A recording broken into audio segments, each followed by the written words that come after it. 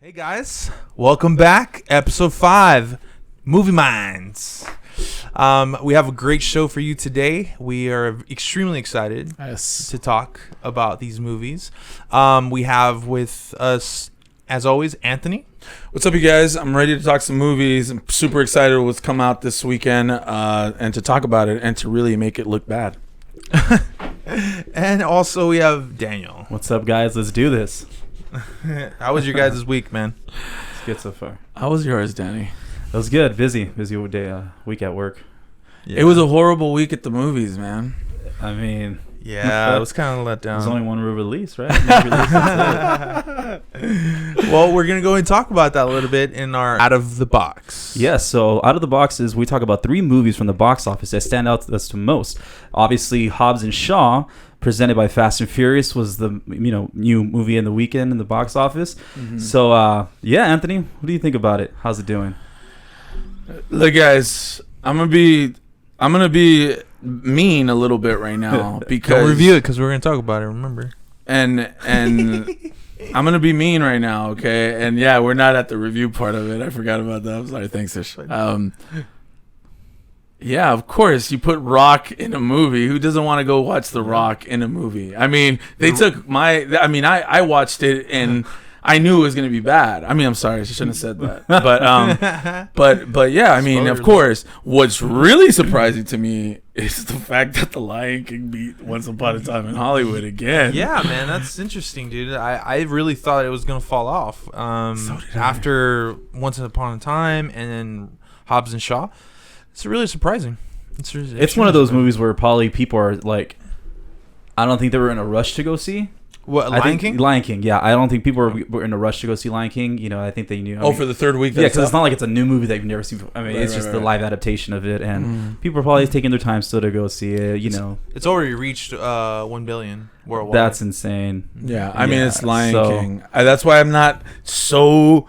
What you're saying right now that people are waiting on it, I think what people are doing really is that they didn't wait on it and they're taking their kids over and over and over again. It's a possibility. I mean, only because we didn't like it that much doesn't mean that other kids wouldn't. Remember, guys, the parents, they want to take their kids somewhere where they will shut up for a while. And the kid's like, I want to go see Lion King again. Basically, and that's how these kid movies do really great. Yeah. Yep. You know what? Shout out real quick. I have to do this in the middle of the show. I know that we weren't preparing for this, but I just want to say hi to my son Gabriel. I love you. He actually watches this show, so he loves watching. Hi, Gabe. awesome. So I just want to tell you hi. We love you. We got to be more G then, man. Yeah, right. I love your blue glasses, little Gabe. Yeah. He shared, and he subscribed. So that's awesome. Well, I don't know if he's sharing yet. I don't think I've taught him that yet. But yeah, he enjoyed Lion King, and you know what? You're right. Maybe multiple. Kids are just probably wanting to see it multiple times, right? Or it's still probably possible. My first theory is that when you have kids, I think multiple kids, it's probably hard to find a sitter or to find the right time to go do things. Maybe both parents work different schedules, or for whatever reason they're busy. I mean, we're busy. We're here on a Saturday, and so so whatever the case may be, I think people are still just kind of flocking to it, and you'd be surprised, man. So I've seen the re-release of Avengers, and I saw people reacting to it for the first time. They're like, "Oh my god, this movie was so good," or people were like, "Oh," like you could hear genuine reactions to it. I'm like, "This is your first time seeing it on the re-release?" Yeah, whoa. I know someone on Twitter that was like, "Oh, I can't believe I haven't seen Endgame or something." I'm like, "Oh wow!" Like, dude, that's been like years. How do you guys feel though about the whole Once Upon a Time in Hollywood, like getting beat by the Lion King again, and Lion King's on its third week? I'm sorry, but Once Upon a Time, the amount of press that Quentin and Brad and all of them have been doing, they're doing a lot of press for it. So I feel like the percentage of it dropped. So you might understand this figure a lot more, but it's the drop off percentage is 52%. To me, that's not that bad. That's not bad. Yeah. How much did it make? I'm sorry. This week, 19 million. See, that's still 19.7. So yeah, because it made 40 million, right? It made like 40, 50 million, 19 million. Total gross is at 78, right? Yeah. So I think that they're probably where they happy wanted about to be. it. Yeah, I think they're probably happy. Okay, yeah, it makes sense. It just. When you hear a movie that's been out for 3 weeks that beat a movie that just came out last week, red flags start coming up. But to be honest, the 52 percentile that it went down, it's not actually that bad. It's actually doing pretty well. So yeah. And how is this percentage? Off the top of your head from Rotten Tomatoes? How? Well, the percentages as far as like, okay, so basically, if a movie does $100 million, right? Let's put it this way, $100 million, and then the next week, the movie does like $30 million. You know what I mean? Mm-hmm. That's a big drop off. Like that's a big drop off. That means that the majority of people that went to go watch that movie, they watched it in the first week that it came out. Yeah. And so the rewatch value isn't that great, because if not, the numbers would show. Right. So that's how kind of usually the projections go. Right. But like I said, this one, it made $40 million. It's still making almost half as much, and that's not including, I'm sure, internationally. So they're in really good shape. It's just when you hear a movie that's been out for 3 weeks, again, I reiterate, you start thinking like, oh shoot. But then it is The Lion King. It's a phenomenon. Right. So. Yeah. I was looking at Rotten Tomatoes. It's got the audience score of 85, right? 88 for Lion King, and then it's only at 71 for Once Upon a Time. Really? Yeah. Okay. That's still really good. What's the Metacritic? Do you know? That's probably one. It's 85. Yeah, it is 85. Yeah. So that's, people that are actually going to see it, they think highly of it. So that's good. That's great.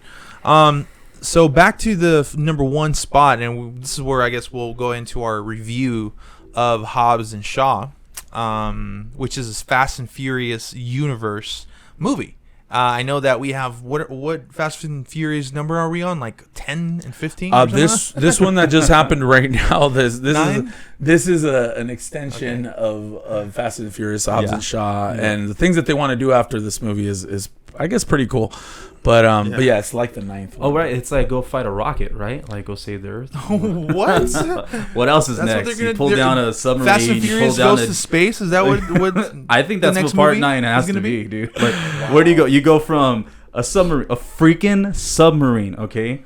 And Nate, not a yellow cartoon submarine, a freaking real submarine. So I kind of stopped watching after 7. I think I saw 8, but I think I fell asleep. I think I walked out on 7 when or whatever. Did you like it? Was. It's fine. Charlize Theron was in it, and that woman always so entertaining. And that woman to me is one of my favorite actresses. Yeah, she has such a presence. Great. That's great. And she was in it, and I'm not gonna like beat around the bush. She was really good to me, but I know that she probably didn't get very much praise from a lot of people. But 8 wasn't a good movie. It wasn't a very good movie, but to me. But I loved her part. And what do you guys think about this movie? What do you guys think about Hobbs and Shaw? What are your overall thoughts on it? It was just your typical Fast and the Furious movie. It was over the top action for me. It was like a fun ride, obviously.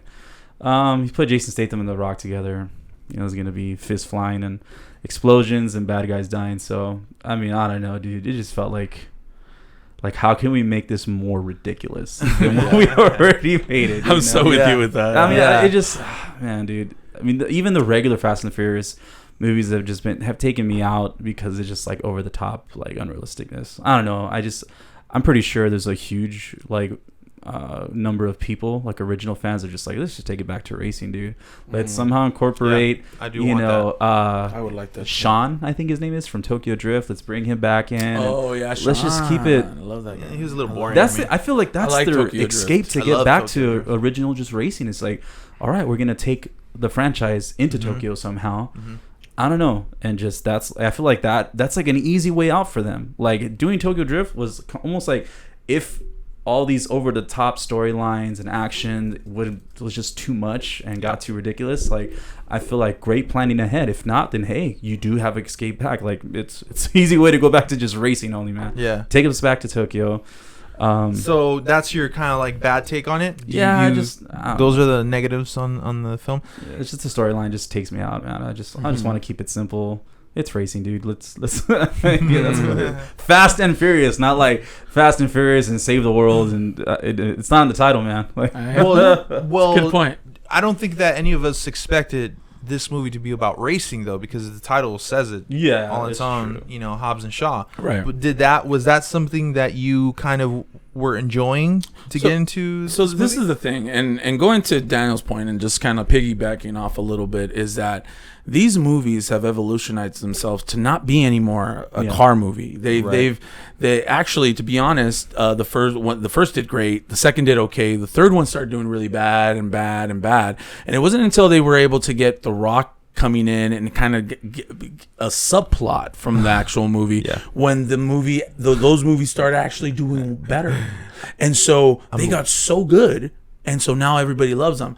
I'm gonna be honest, this movie, the only part that I really liked about it is there's a special cameo that comes out in it. I couldn't stop laughing at the cameo that was in there, and I don't want to spoil it for you guys, but it's good enough for you guys to actually go watch it and have a good time in the movies. Look, you pay, you know what you're gonna go watch. You see the trailer, that's what it is. I had to bail out.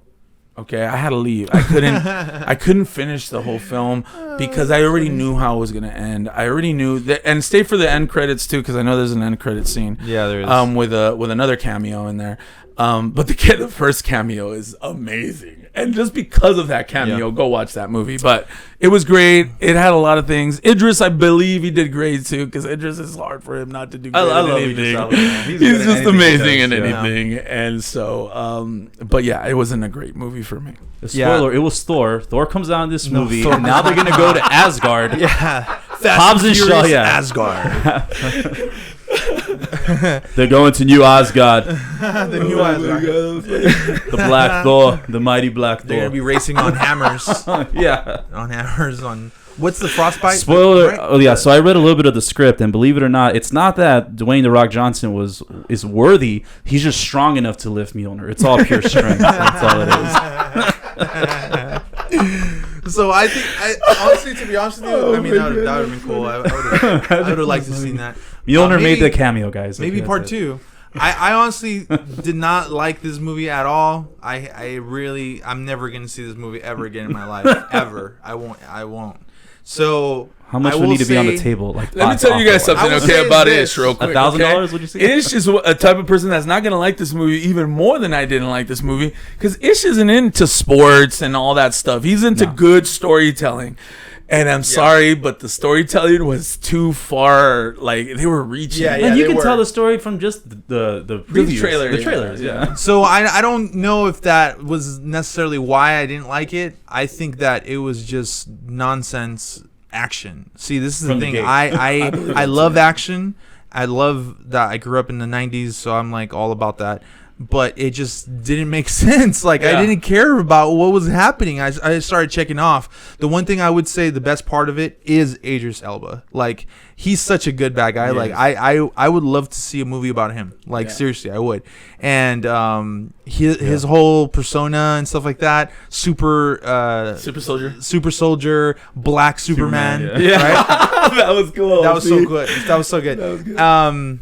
But yeah, I mean, that was the highlight of it. And then the girl, Vanessa Kirby, she was really cool too. I did enjoy I've seen her somewhere else. I just don't remember where. I have too. I just can't put my finger on it. But yeah, she was pretty good too. But Idris Elba was definitely the star of the show. Dwayne and Jason, I mean, I like them both separately, but I just don't know if they work together correctly. They were trying too hard, I feel like. Yeah. To not like each other. Like, yeah, for sure. I don't know. His mom, though, is Jason Statham's mom, played by Helen Mirren. She's in jail. The cast, the like surprise cast was amazing. Yeah. And so that whole cast, like even the cameos that you were talking about, I don't want to spoil it because they are worth it. They're probably the second best part of the whole movie. And you cannot believe who's in this movie, dude. Like you will. It's good stuff. So get surprised, like. Yeah. So anyway. Last thing, real quick, before just moving on to the Hobbs and Shaw, what they want to do, just because this is something that The Rock had mentioned in an interview, is that they want to create Fast and the Furious subplots like Hobbs and Shaw, and then it's going to probably become sometimes. If maybe one day, maybe someone else different. So they better get better writers than. Well, they really do. Dude. Let's give honor. Right. I think where honors due. Thank you, Marvel, for teaching us how to write a good, elongated overall story, and then it inspires great. They're the only ones that have found the formula. You said 2 things there that are correct. That's about it. Because it's not good, and it's like it's just pointless. Yeah, I think. Anyway, but whatever. There you go, Hobbs and Shaw. Quick score. 1 out of 5 wheels. I'm gonna go ahead and give it a 0.0. No, I'm just playing. I'm gonna go ahead and give it a 2. I was at 2.5, but yeah, 2.5 tires. I'm gonna do 2 as well. Yeah. Yep. There it is, guys. It's up to you guys. Go watch it if you want. So one of the next segments we're going to be talking about more is trailers. So we're going to be bringing that up a lot more in the future.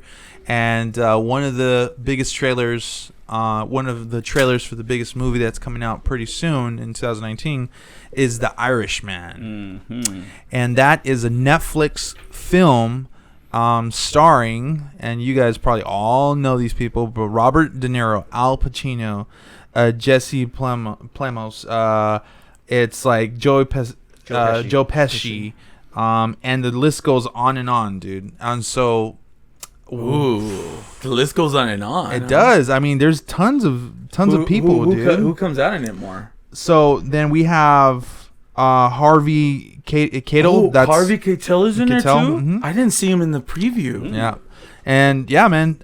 What do you guys think about this trailer? What's your first impressions on it?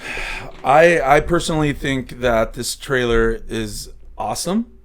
It's Martin Scorsese directing it, and right there in itself, you guys should be like, Martin Scorsese, guy that made Casino, the guy that made Goodfellas, the guy that made Shutter Island, the guy that made so many of those movies with Robert. The Departed. And oh my God. One of One of the greatest things here, the movie looks rich in story. Yeah. And what they're going to be talking about is a lot of political kind of, certain things, but also gangster and what's going on over in the Bronx and those areas, I believe.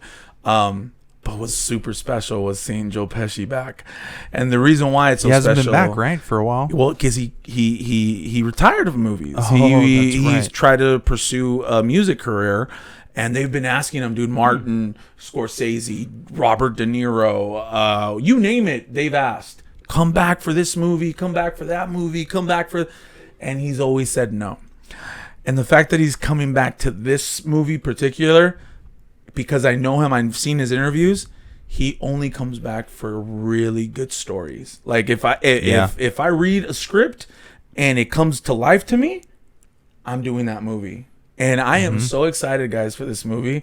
You see Robert De Niro, there's some kind of CG things going on there to make them look younger. Right, so they aged them to be younger. It looks like they look younger, they do look younger. Yeah, they still look old. Yeah. Not as That's probably more makeup or like prosthetics. I don't know. I remember reading something about that. Yeah. Yeah. And it was just great, you guys. Honestly, this movie's going to come out on Netflix and it's going to come out in theaters. But I'm willing to bet that it's going to do so well in theaters that is going to become a worldwide thing, and also on Netflix, to where they're going to have to like figure out something there so they can. And the reason why you say worldwide is because it's in select theaters, right? Right. Yeah. It's only in select theaters. It's going to come out on Netflix and in select theaters. So that's what it is. But that's what I think. My take on it, I mean, look it, man. If you were told, okay, pretend like your mom or your dad, right, told you, hey, guess what? We want to take you to a nice dinner. Now you have a choice to go to like McDonald's, or we're gonna go to like Gordon Ramsay. Shaw, yeah. You can go to Hobbs and Shaw's restaurant, or you can go to. Guess what? Gordon Ramsay's gonna be doing this one-time pop-up, and I got tickets. Either, you know what I'm saying? Yeah. You're gonna be like, I want to eat from like a master chef, man. I want to eat from someone whose specialty, like who's known for cooking something, right? I'll go to your cousin's. Taco. Gorilla Tacos. Gorilla Tacos. What's up? I haven't tasted it yet, but you want to send us merch? I'm just kidding. We'll advertise it. Advertising it? Go see them. Let's do it. Gorilla Tacos off of 7th, and I'm just kidding. Los Angeles. Anyways, so for me, it's like a master is back at his craft. You know what I'm saying? Like Scorsese came back to the chair and is writing a great story. I'm looking it up right now, and it says that Frank Sheeran maintains ties with the Buffalino crime family and claims to have killed fellow teamster Jimmy Hoffa. So that's not a spoiler, because no one's ever found Jimmy Hoffa's body. So you hear Jimmy Hoffa, you're gonna think, oh, okay, it's probably gonna tie into his death too. So That's what it is. Frank Sheeran, I believe, is going to be the Irishman, which is Robert De Niro. Yeah. So possible, epic showdown between Robert De Niro and Al Pacino. Yeah, dude, that'd be amazing. Wait. I want to see a shootout. But I mean, going back to Heat. Going back to Heat. That's right. Yes, that's true. Oh my god, dude! I'm so excited. I'm sorry. I'm just excited. Martin Scorsese. It's such a long movie too. It is. Dude. That's probably why I haven't watched it. It's on Netflix, no? I'm not sure, but I know it's a long movie. And just spoiler alert, right there. I might just go watch it right now after this. Robert De Niro and Al Pacino have one scene together in that movie. Yeah, and it's epic. Yeah, it is super epic. It's amazing. We should just watch it. And when I saw him, I know. And when I saw the trailer and I saw Joe Pesci and Al Pacino the first time ever in my life, seeing them in the same.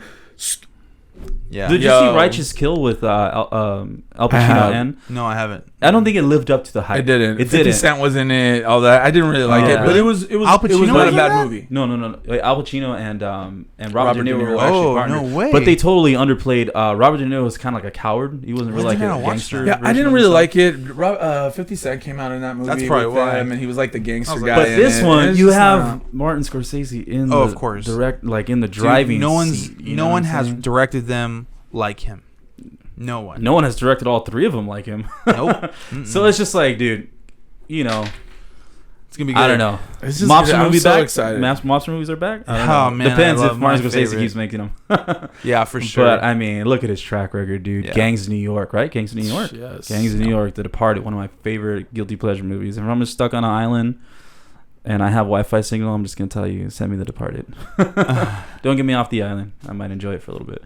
But yeah, man, Departed, and then Goodfellas. I literally I had a Monday off from one of my jobs, right? It was just retail, so I had a day off, and I remember I watched Goodfellas 3 times in a row.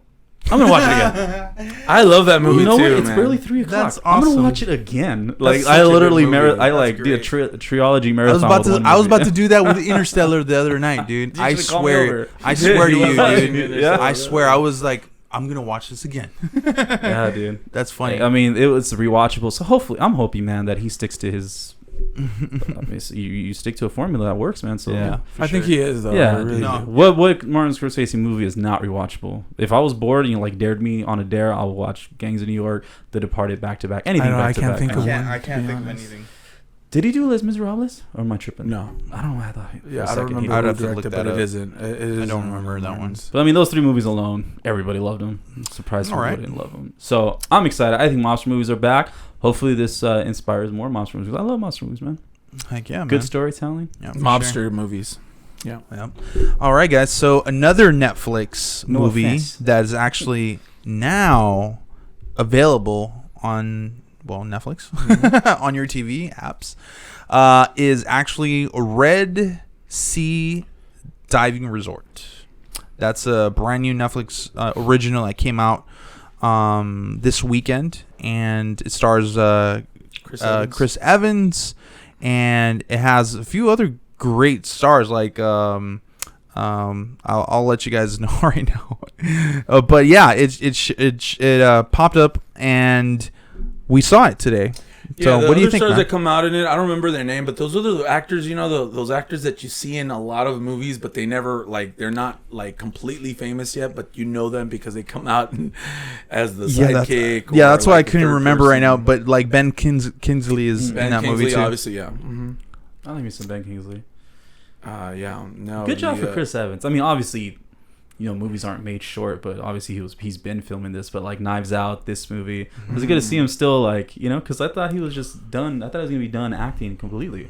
I didn't think he was gonna stop the character. Direct, but I don't think he ever said he wanted to stop. I could have sworn I heard and read that somewhere that after his whole Marvel deal, apparently he not kind of retire from acting. Apparently not. So this film is taking place back when there was a refugee, Jewish Ethiopian refugees fleeing from Ethiopia, based on true events. And it's the premise of the film or of that story is that the government actually the Israeli government rented or leased an abandoned hotel to use it as a funnel for refugees to get out of Ethiopia. And so it kind of goes along that storyline. And so what were your thoughts on them? So I watched it today. We watched it together with our friend Tony, our cameraman Tony. That's right there. We love him. First off the bat, I gotta say, this is important because I still can't get Chris Evans out of the Captain America role yet completely. Okay, I'm gonna be honest about that.